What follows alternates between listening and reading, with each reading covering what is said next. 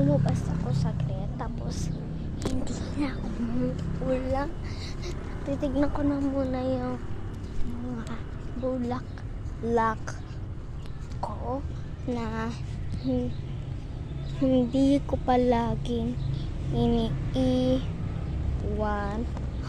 Ang ganda nila, guys. Ito, guys, oh, ito yung pink at ito yung bagong na plant ko pa lang. Ayan, color purple.